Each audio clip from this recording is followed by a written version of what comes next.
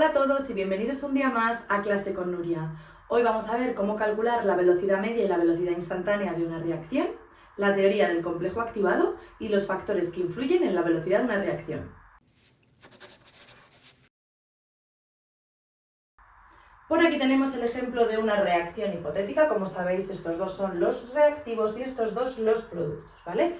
Las letras minúsculas son los coeficientes estequiométricos, mientras que las letras mayúsculas corresponden con los compuestos, las sustancias que están interviniendo en la reacción.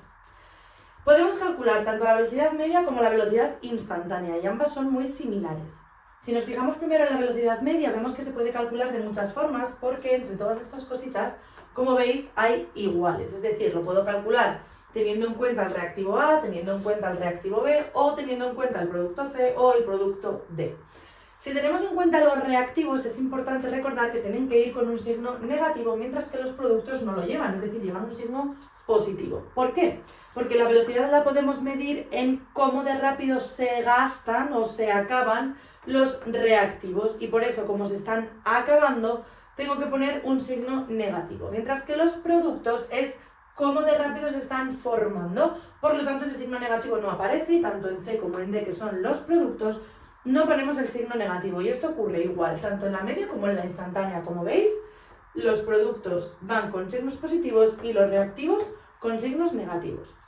¿Cuál es la diferencia? Bueno, pues que en la velocidad media lo que estamos haciendo es medir la velocidad en un intervalo de tiempo, 2 segundos, 5, 1 minuto, 2 horas, el tiempo que queramos medir la velocidad media. Entonces, lo primero es recordaros que estos triangulitos lo que significan es incremento, es decir, diferencia desde un punto hasta otro. Si yo quiero medir la velocidad en el tiempo de 1 minuto, pues este incremento de t será 1 minuto, porque lo estoy midiendo desde el segundo 7 hasta el segundo 67, por ejemplo. Y en ese intervalo que es 1 minuto, pues ese sería el incremento de tiempo. Los corchetes, recordad que los corchetes y dentro una letra mayúscula o un compuesto indican la concentración de lo que tenemos aquí escrito. Así que incremento de concentración de A significa que en el intervalo de tiempo que yo estoy midiendo, la diferencia entre la concentración que tiene al final del tiempo y la concentración que tiene al principio del tiempo, ¿vale? La concentración, cómo ha variado esa concentración. Y esa sería la forma de medir la velocidad media.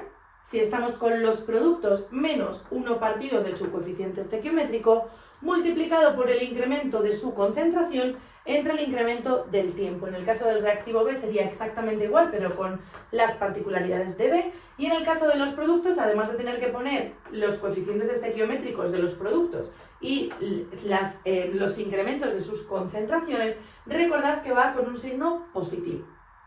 Además, en el caso de la velocidad instantánea, como he dicho, es muy similar, pero al ser velocidad instantánea no tenemos un incremento de tiempo, un intervalo de tiempo grande, sino que son instantes de tiempo. Por eso, en vez de con incrementos, se hace con derivadas. En función de cómo hayáis visto en clases de matemáticas, hacer derivadas o no, esto simplemente os lo tendréis que saber como teoría o saber hacer las derivadas de lo que os pongan. En principio, normalmente suele ser más teórico. Y para calcularlo utilizamos otro tipo de ecuaciones que veremos en otro vídeo cuando hagamos problemas con ejercicios de cinética. Entonces, como decía, en cuanto a la velocidad instantánea, como veis, es muy similar, vamos, es prácticamente igual, solo que cambiamos los incrementos por derivadas. El resto es exactamente igual, ¿vale? Esto es la concentración de los productos, en este caso, concentración de reactivos, veis que los reactivos van con signo positivo, mientras que los productos van con signo negativo por el mismo motivo, porque los productos se van agotando y los productos se van formando. Y lo último que nos falta en cuanto a estas ecuaciones de velocidad es recordar las unidades de la velocidad, que van a ser mol partido por litro y por segundo. Bueno, por aquí como veis tengo dos esquemitas, pero antes de contaros esos dos esquemas os voy a contar un poco cómo ocurre una reacción y qué es esto de la teoría del complejo activado. Lo que ocurre para que una reacción se dé es que al tener unos reactivos y unos productos, para pasar de los reactivos a los productos tienen que romper sus enlaces y formar unos nuevos para que den lugar a los productos. En este proceso de romper los enlaces que ya existían y formar los enlaces nuevos, la teoría del complejo activado me dice que en ese proceso ocurre una especie hipotética, mientras está ocurriendo este proceso de romper y formar enlaces nuevos, pero todavía no han desaparecido los reactivos ni han aparecido los productos. se forma una especie hipotética que denominan complejo activado, que es de muy cortita duración y de alta energía, ¿vale? Así que es de corta duración y de alta energía. Y una vez que ocurre esto ya es cuando se forman los productos. Pero lo más importante es que para llegar a este complejo activado, que recordad que es algo hipotético que explica la teoría del complejo activado, se necesita una energía de activación. Como os he dicho, el complejo activado es de muy corta duración y de alta energía. Entonces, para llegar a ese punto se necesita conseguir una energía, y a esa energía se la denomina energía de activación.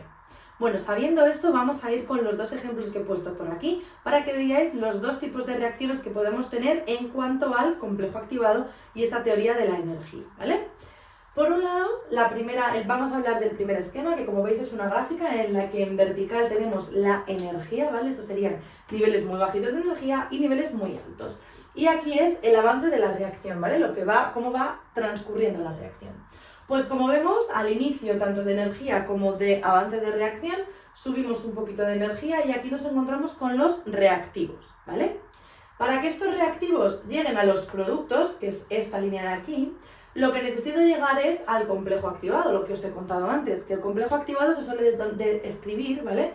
Con un corchete y un asterisco. Este suele ser el complejo activado. Entonces, para llegar a los productos necesito que se forme el complejo activado, pero para llegar al complejo activado necesito subir mucho la energía.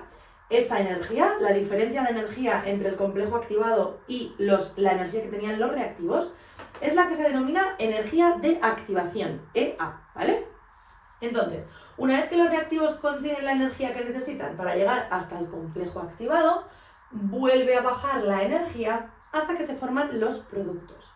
Esta diferencia de energía entre el complejo activado y los productos se denomina energía de activación inversa, ¿vale? La energía de activación es la diferencia de energía entre los reactivos y el complejo activado, y la energía de activación inversa es la diferencia de energía entre el complejo activado y los productos, ¿vale? Además, lo que vemos aquí es que los productos tienen más energía que los reactivos. Lo que quiere decir es que una vez que ha transcurrido la reacción, hay un calor liberado. ¿Por qué? Porque aquí tenemos una energía bajita y acabamos con una energía alta. Entonces, por así decirlo, nos sobra energía.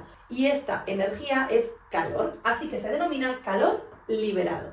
Y por lo tanto, este tipo de reacción es una reacción exotérmica, lo que se denomina que tiene una entalpía menor que cero, una entalpía negativa, ¿vale? En química se sigue un criterio de signos egoísta que se denomina. ¿Eso qué quiere decir?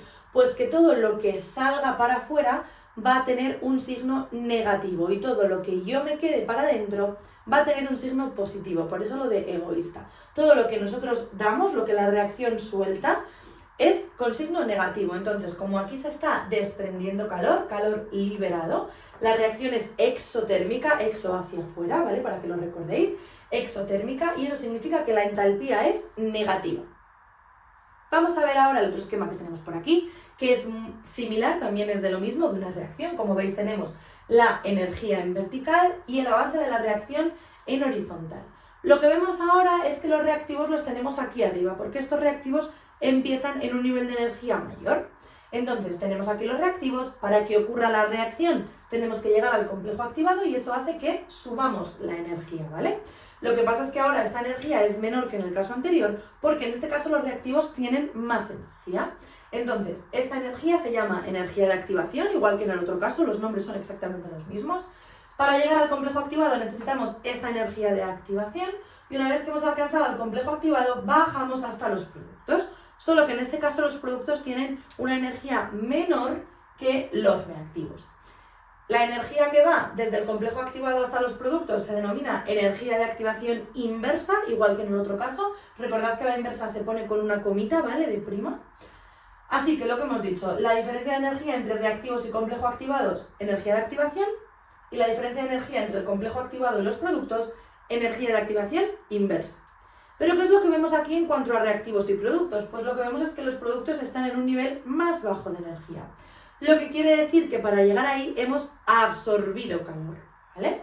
Entonces, como hemos absorbido calor y nos hemos quedado con calor para nosotros, la reacción es endotérmica, endo hacia adentro, ¿vale? Hemos absorbido calor y lo que quiere decir que la entalpía es mayor que cero, es decir, entalpía positiva. Como os he dicho, los criterios de signos egoístas significan que todo lo que se quede para ella en la reacción es positivo y todo lo que suelte es negativo. Y estos dos serían los dos esquemas que tenemos de la teoría del complejo activado para ver cómo evoluciona una reacción en cuanto a su energía y cuándo es exotérmica y cuándo endotérmica. Además, también comentaros, aunque luego veremos los factores que afectan a la velocidad de la reacción, que como para que se dé la reacción necesitamos llegar a una energía de activación alta, cuanto más alta sea esa energía de activación, más lenta será la reacción, porque te cuesta más alcanzar ese complejo activado, ¿vale? Y este sería un poquito el resumen de los dos tipos de reacciones que podemos tener en función de su energía, si es endotérmica o exotérmica, y cómo funciona la teoría del complejo activado. Vamos a ver ahora cuáles son los factores que afectan a la velocidad de la reacción. El primero que podemos ver es la concentración de los reactivos. Esto lo vamos a ver mejor en el próximo vídeo, ya que empezaremos a hacer problemas de cinética y aquí ya sí que interviene la concentración de los reactivos para calcular su velocidad.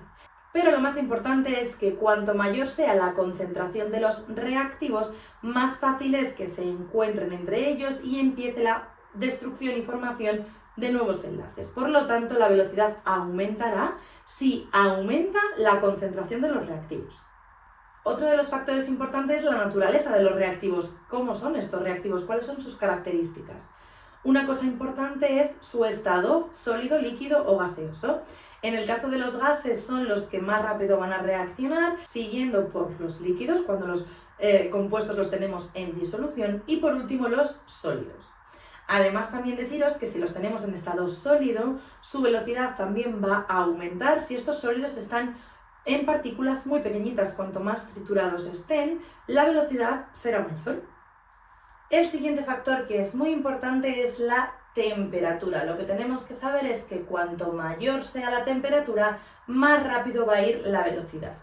Bueno, pues tenemos una explicación más cualitativa y otra más cuantitativa que se puede ver con esta ecuación.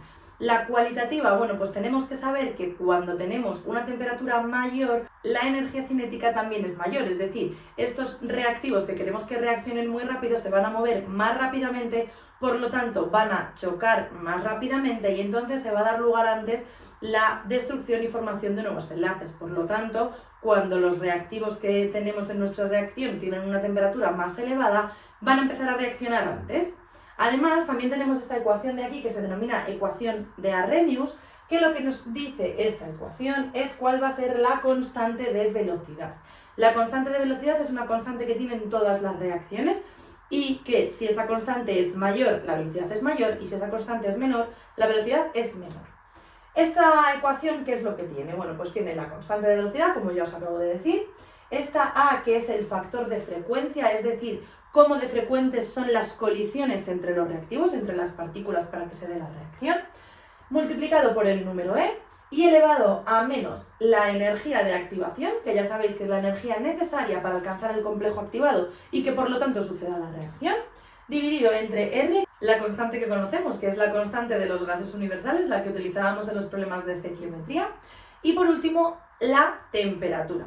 ¿Cómo interviene aquí la temperatura? Bueno, pues si despejamos esto para saber qué le ocurre a la constante cuando aumentamos o disminuimos la temperatura, lo que podemos hacer es tomar logaritmos. Si nos acordamos, podemos hacer logaritmo neperiano de K igual al logaritmo de todo esto.